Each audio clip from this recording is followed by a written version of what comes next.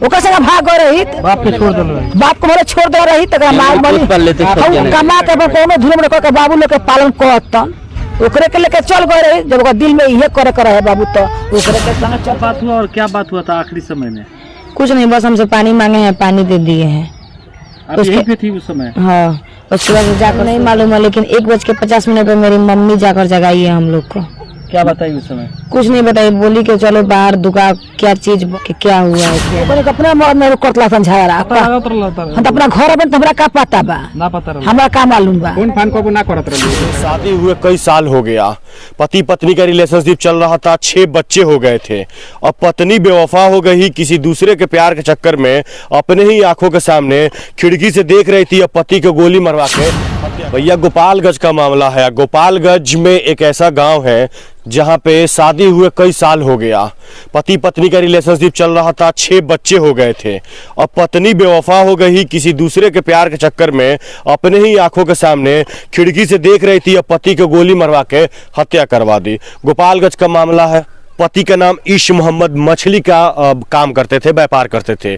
अब पत्नी नूरजहां अपने प्रेमी से, जो नौशाद आलम है, बगल वाले गांव के प्रेमी हैं, उनको बुलाती हैं और उनसे रिलेशनशिप में चल रही थी, उनको बुलाती हैं, बोलती है रात को 1 बजे कि आओ वो सो गए हैं। और जब वो बाहर घर के सोए हुए थे तब उसे बुलाती हैं और बुलवा के और खिड़की से खड़ा होकर देख रही थी। और देखने के बाद उसके सामने ही उनके पति को गोली मार के हत्या कर दिया। जब आवाज़ बहुत तेज आई लेकिन कोई जान नहीं पाया क्या हुआ है। कुछ देर बाद वो अपने बच्चियों को जगाती है और बोलती है कि बहुत तेज आवाज आया है, बम फूटने जैसा। उसके बाद उनके रिलेशन वालों को बुलाया जाता है तो पता चलता है कि उनको गोली मार के किसी ने हत्या कर दिया है। जब मामले का खुलासा हुआ, नूरजहां मोबाइल से ही डील कर रही थी, मोबाइल से बुलाई, मोबाइल से नौशाद को वहां बुलाई और मोबाइल से बुलाई कि सो गया है।